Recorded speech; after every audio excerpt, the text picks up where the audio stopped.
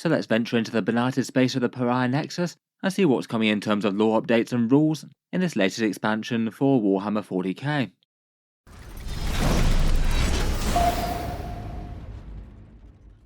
Hello and welcome back to Warspec Tactics, where today we're revisiting Cole's quest for Blackstone, how the opening salvos are going between Imhotep the Stormlord and the Silent King, and a bunch of new custom missions to play, mining Blackstone, and presumably gradually having your soul sucked away. In this video I thought we'd take a look at the contents of the new book that's going to be going up for pre-order this weekend.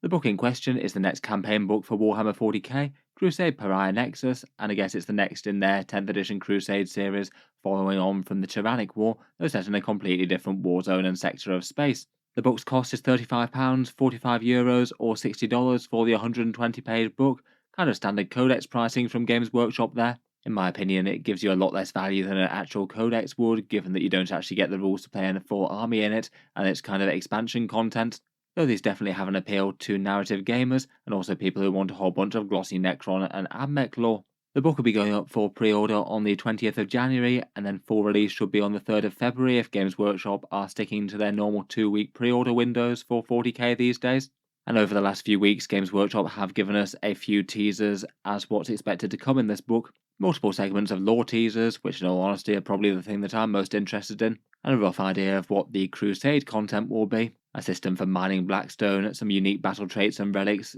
to the Pariah Nexus, and a mission system with a bunch of new missions, plus a system for attackers, defenders, and gaining advantages depending on which ones you've chosen. As within 9th edition, it's good to see that Games Workshop's keeping up their policy of keeping match play rules out of these books. It definitely had been a criticism of Warhammer 40k over the previous decade or so, that you winded up needing a whole ton of publications if you wanted to have the full official rules for any one army. And it always felt like a stupid system where you'd be expected to pay something like $60 for maybe 4 pages of rules for your faction if you wanted to have the complete rules for any given army. Glad they don't do that anymore. And they're trying to keep everything to just one codex, supported perhaps by some digital downloads.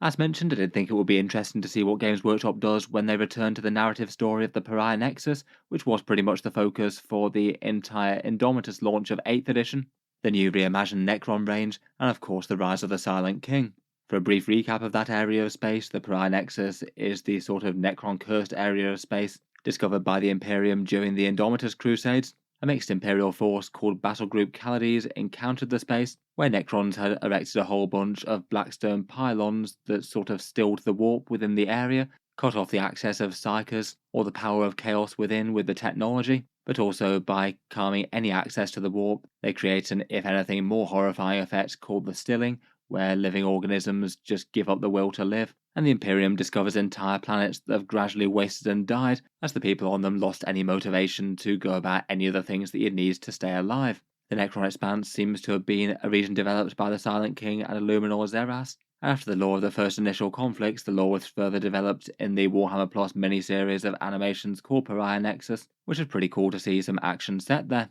Due to the becalmed warp and the inability to retreat, a mission was dispatched from the battle group to call for aid, which now appears to have been taken up by the Adeptus Mechanicus. Coming to the Imperium's rescue, or so they hope, is Archmagos Belisarius Cawl himself, the radical tech priest that helmed the Primaris project. He's leading a vast explorator fleet mainly made up of Adeptus Mechanicus forces called Battle Group Hephaestus to reinforce the Imperium, and the name itself being a reference to the god of the Forge. In reality, though, Cawl's plans are just as much about mining the area for vast quantities of Noctilith or Blackstone, the Admech often tending to be pretty self-serving, and their deployed forces usually being sent to acquire for gain, as opposed to truly defend other Imperial forces and fight as more of a team. Having said that, they're still very much needing to fight the Necrons in the Pariah Nexus if they want this resource, and Belisarius Cawl has been joined by a cohort of radical tech priests, many of which have apparently smuggled experimental or forbidden superweapons to the Nexus to help tip the balance and swing the war against the enormous Necron threat.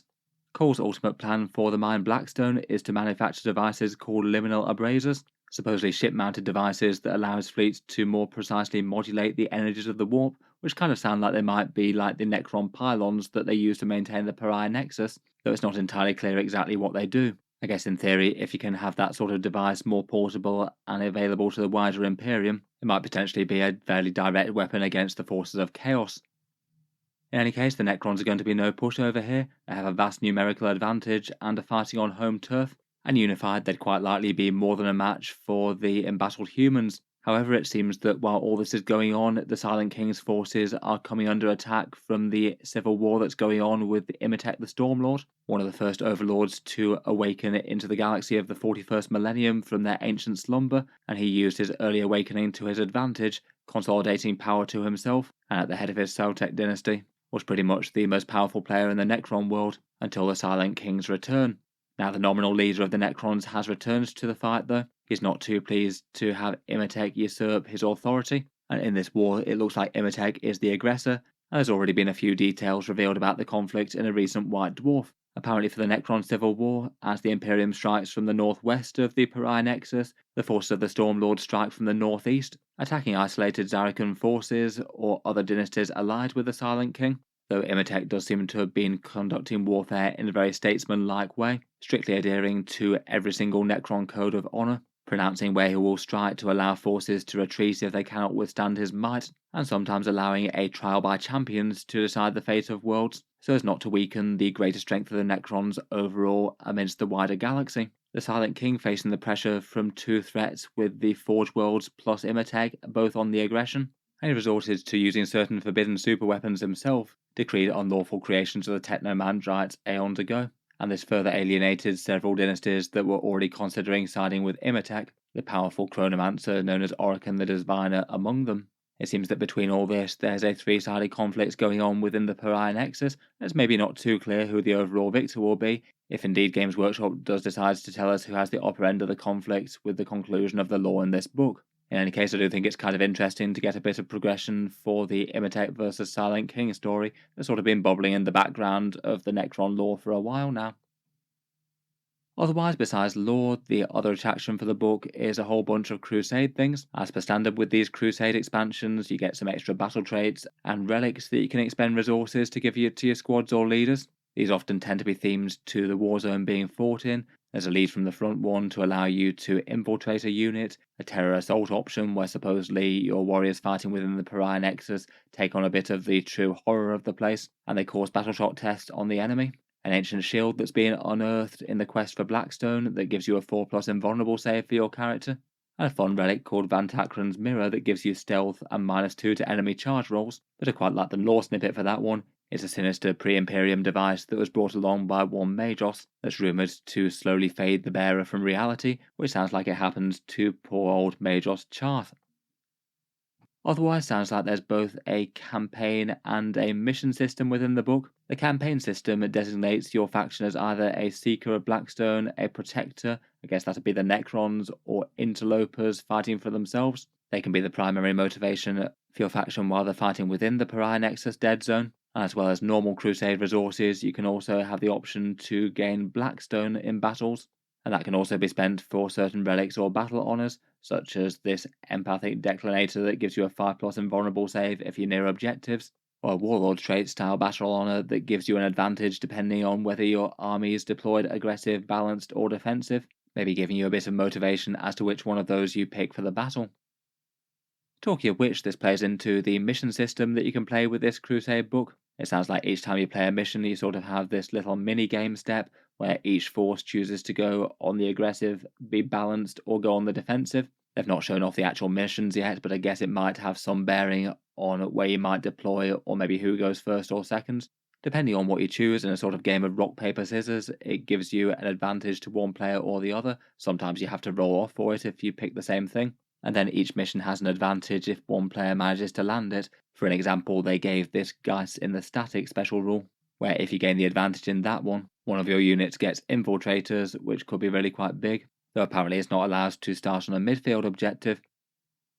Overall, I suspect this is the sort of book that won't appeal to every single 40k fan, but then it's kind of good, as by design Games Workshop has made it very skippable. You definitely don't need to pick this up, as it's got no bearing on match play, unless you either want to have the full lore in actual print, or you want to have that campaign system that you could use to run a campaign with a group of like-minded friends. I think it'd be kind of niche appeal given the price, but I'm sure there'll be at least some people out there who think about picking it up. Let me know whether you'd be tempted to or not down in the comments below.